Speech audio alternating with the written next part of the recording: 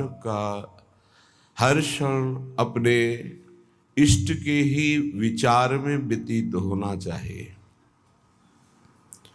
कहीं ना कहीं हमारा अन्य चिंतन होता है, अन्य आश्रय होता है।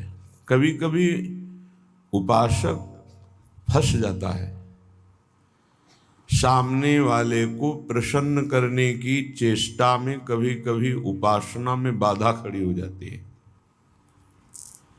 ये कैसे संतुष्ट होगा? ये बहुत बड़ी कमी है। इसी को कहा गया है, दया बिना साधु कसाई, और दया करी तो आफत आई। सामने वाले को परमार्थ का उपदेश करके दूर हट जाना चाहिए। वो पकड़े परमार्थ को तब तो उसको निकाला जा सकता है, और यदि कहीं कि इसको संतुष्ट करके निकाला जाए तो वो कभी संतुष्ट नहीं हो सकता। ऐसी नीच वृत्ति होती। जितना आप उसको निकालने की चेष्टा करेंगे उतना ही वो आपको दलदल में धंसाता जाएगा। ये प्रकृति का सिद्धांत है। इसलिए उपासक को निरपेक्ष रहना चाहिए, किसी की अपेक्षा नहीं रखनी चाहिए। ये अनुभूत बात कह रहे हैं। जो संतों से अनुभूत है वही हृदय में अनुभव में आता है। उपासक को यदि कभी ऐसा अवसर मिले कि किसी को भगवत मार्ग में बढ़ाना है तो वो ये ध्यान रखे कि हमें अपने को बचा करके इसको निकालना है। कहीं उसके मन की संतुष्टता के द्वारा हम परमार्थ निरूपण करेंगे तो वो कभी नहीं निकल पाएगा, क्योंकि उसका मन ये समझ जाएगा कि हमारे अनुकूलता को लेकर ये विचारवान है, हमारी अनुकूलता के लिए, बस वो आपको रौंद देगा। और परमार्थ का उपदेश दिया और निरपेक्ष हो गए और वो आप पर आसक्त होता चला जा रहा है, वो निकल जाएगा। त्रुटि यही हो जाती है उपासक से कि इसको कैसे संतुष्ट करूं, वहीं उसका पतन हो जाता है। पतन अपने आराध्य देव का चिंतन छोड़कर मांस के लोथड़े शरीरों का चिंतन होने लगता है। ये कैसे राजी रहे, वो कैसे राजी रहे, परिवार कैसे राजी रहे, भगत कैसे राजी रहे। निकले थे हरि को राजी करने के लिए और हो गया प्रपंच को राजी करना। ये बहुत सूक्ष्म बात है। ये शास्त्र सम्मत और हृदय सम्मत बात है, दोनों की अनुभूति। यदि भगवत मार्ग में आगे बढ़ना है तो किसी को संतुष्ट करने का भाव खत्म कर दे।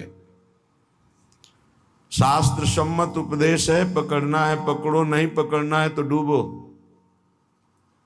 तभी आप परमानंद का अनुभव कर सकते हैं, नहीं तो आपको फंसा लिया जाएगा। ये सूत्र उड़िया बाबा का है, दया बिना साधु कसाई, और दया करी तो आफत आई। बीच में समझो, दया नहीं तो साधु कैसा, और दया की तो फंस गए। तो कौन सी दया आपका परम कल्याण में सहयोग कर सकती है? जो याद को ना नष्ट कर पावे। दया का उल्टा है याद।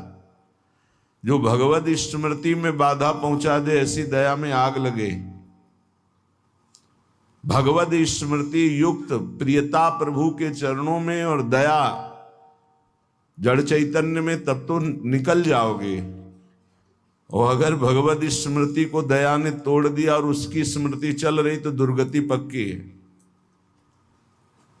हिरण में इतनी स्मृति आ गई कि हरि स्मृति गई तो अगला जन्म ऐसे महापुरुष का पशु रूप में हो गया, मृग रूप में। तो बहुत सावधानी का ये परमार्थ मार्ग है। कभी कभी दया में चूक हो जाती है।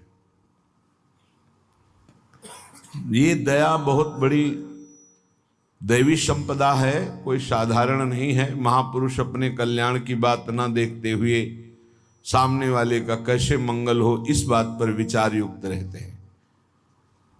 पर साधक को बहुत सावधान रहना चाहिए, इस दया रूपी सद्गुण से बचना चाहिए।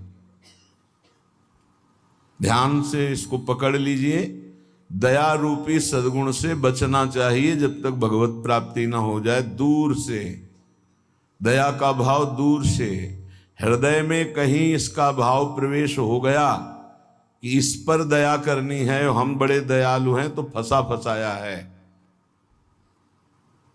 भजन करने से हृदय बड़ा द्रवित हो जाता है। द्रवित हृदय में करुणा और दया की लहरें उठती रहती हैं। उसको लगता है क्या दे दूं, क्या कर दूं, कैसे ये भगवान में लग जाए।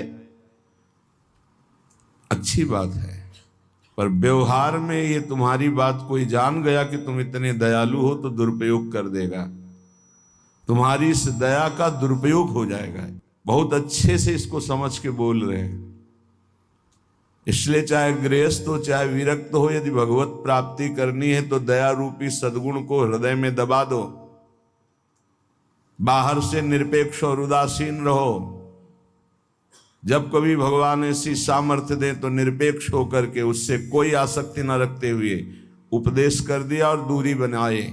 नजदीकी बनाया तो फंसे, ये ऐसे है प्रपंची। नजदीकी बनाया तो फंसे, और फंसे तो तुम्हारी निंदा ये करेंगे, तुम्हारे ही विपरीत चलेंगे। बहुत सावधान। जैसे डूबने वाले को बचाने वाला जाए और चतुर तैराक ना हो, चतुर इसलिए कि अपने को बचा ले, तैराक इसलिए कि उसको भी निकाल ले, तो डूबने वाला पहला काम करता है बचाने वाले को डुबोता है और ऊपर उठ के सांस लेना चाहता है। बस ऐसे ही बहुत समुद्र में, प्रपंच में कामी क्रोधी लोभी ऐसे जो जन डूबे हुए हैं, साधु का कर्तव्य है उनको निकालना, पर परम प्रवीणता पूर्वक अपने को बचाते हुए, नहीं तो पक्का डूब जाएगा। पक्का अनुभव की बात है। संतों की जो बातें होती है छाती की बातें होती, पढ़ी लिखी बातों में उतना प्रभाव नहीं पड़ता जितना हृदय की अनुभूत बातों पर पड़ता है।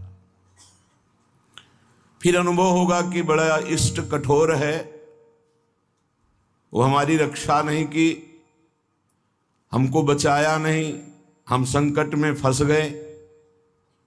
तो इष्ट शास्त्रों में संतों के रूप में, गुरुदेव के रूप में उपदेश करते हैं। निरपेक्षम मुनिम शांतम निर्वैरम समदर्शनम। कहां यहां ऐसा लिखा है कि तुम ऐसी दया करो कि उसी का चिंतन करने लगो, उसी के गले लग जाओ, उसी को अपना मान लो? कहां लिखा है? निरपेक्षम, किसी की अपेक्षा नहीं। हम उपदेश कर रहे हैं, उसको पकड़ो तो आओ, जैसे हम चाहें वैसे चलो तो आओ, नहीं तो जाओ। भगवान का ही सब बनाया हुआ खेल है, भोगो खेलो, नर्क जाओ स्वर्ग जाओ, तुम्हारी रुचि। अगर मुक्त होना चाहते हो तो आज्ञा का पालन करो, निरपेक्ष रहे। निरपेक्षम मुनिम, मननशील, एक क्षण भी अपने प्रभु को ना छोड़े। इस संसार का सूत्र है। यदि आप निरपेक्ष रहे तो आपकी चरण धूल माथे पे चढ़ाएगा और आपकी आज्ञा का पालन करेगा। और यदि आपने दुलार कर दिया, उसको अपेक्षा कि ये भगवान को प्राप्त हो, ऐसी चेष्टा करके दुलार कर दिया, तो वो तुम्हारी बात को रौंद देगा। सामने वाला यदि अपना परिवर्तन नहीं चाहता तो पूरा जीवन संग दे दो तो भी उसका परिवर्तन नहीं होने वाला। अगर परिवर्तन चाहता है तो दूर से एक शब्द सुनकर उसका परिवर्तन हो जाएगा। साधु बहुत सावधान। बड़े बड़े जो संत अनुभव करके बोल गए हैं वो अपने अनुभव से बोल रहे हैं, अपने हृदय की बात बोल रहे हैं। आप पकड़ लोगे तो आपका चिंतन नहीं बर्बाद होगा, वो अनुभूत बात आपको माया से बचा लेगी। सदैव अपने इष्ट देव के विचार में रहना चाहिए। भूल ये हो जाती है कि हम उसे प्रभु न मानकर उसका कल्याण करने का ठेका ले लेते हैं, हम इसका उद्धार कर सकते हैं। भूल हो गई। हमारे प्रभु आए शिष्य का रोल करते हुए, स्वांग करते हुए, तो स्वांग मात्र करना गुरु का असली बात नहीं है। गुरु शिष्य एक ही परमात्मा तत्व विराजमान है, असली बात है। ये भूल हो जाती है। कैसे ये संभले, कैसे ये दुखों से निवृत्त हो, कैसे भगवान को प्राप्त हो। थोड़ा बस उसके अनुकूल हो गए, वो तुम्हारी हर बात रौंद देगा, तुम्हें सेवक बना देगा, अपना गुलाम बना देगा। मान लेना हमारी बात, दिमाग में लिख लेना। एक साधारण विषयी आदमी तुम्हें अपना गुलाम बना सकता है। कैसे? उसकी अनुकूलता को यदि तुमने परोसा, बस वो तुम्हारी आज्ञा का उल्लंघन कर देगा। ऐसे सात्विक जन बहुत कम होते हैं जो ये बात सोचे कि ये किसी की तरफ देखते नहीं, किसी से बोलते नहीं। इन्होंने हमारी तरफ देखा, हमसे बोले, बात किया, अहो भाग्य। ये हम अपने अनुभव की बात और संतों के अनुभव की बात करते हैं जो माया मुक्त हैं। किसी को उपदेश देकर निरपेक्ष हो जाना, यही उसके कल्याण का स्वरूप है। उसको दुलार करना अपने और उसके दोनों के पतन का रास्ता है पक्का। संसार में कहीं कोई भी यदि भगवत मार्ग में चलना चाहता है तो शब्द पकड़कर निकल जाएगा माया से। और अगर गुरुजनों के, महापुरुषों के वचनों को नहीं माना तो हम लौट जाएं उसके चरणों में, हमारे ऊपर से खेले, तो भी वो कल्याण को प्राप्त नहीं हो सकता, क्योंकि वो वचन का पालन नहीं कर रहा। गुरुजनों का उदास रहना हमारे लिए अत्यंत आवश्यक है, क्योंकि जब वो उदासीन होकर तिरछी चितवन से देखते हैं तो हृदय थर्रा जाता है और धर्म पूर्वक चलता है। और जब गुरुदेव मुस्कुरा देते हैं तो उसका उल्टा फल होता है, हमें गर्व हो जाता है और हम उनकी आज्ञा का उल्लंघन कर देते हैं। ये संसार सद्गुरु स्वरूप है, ये पूरे जीवन शिक्षा देता रहता है।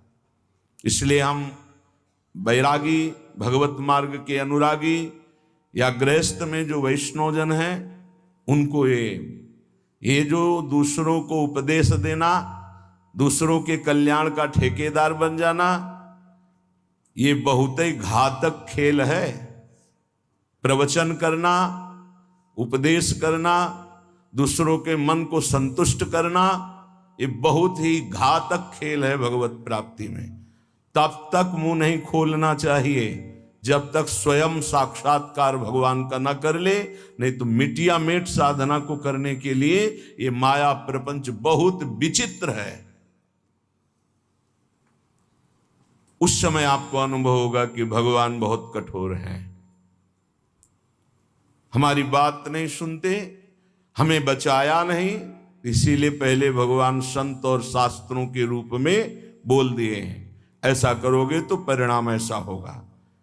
सावधान, तब तक कभी किसी को शिष्य ना बनावे जब तक स्वयं भगवत प्राप्त ना हो जाए। तब तक कभी प्रवचन उपदेश ना करे जब तक स्वयं प्रवचन उपदेश का आचरण जीवन में उतर ना जाए। जब सामने वाले में भगवान का दर्शन हो तो फिर स्वांता सुखाए तुलसी रघुनाथ गाथा। अपने अंतःकरण में भगवत प्रेम उल्लसित होते हुए भगवत चर्चा, ये आत्म सुख के लिए है। नहीं तो बाधा पड़ जाएगी, पक्का बाधा पड़ जाएगी। इष्ट का चिंतन छूट करके इसको कैसे प्रसन्न करें, इसको कैसे राजी करें, इसको कैसे दुलार करें, बस इसी में अब आप विचार करो। एक संसार त्यागी वैरागी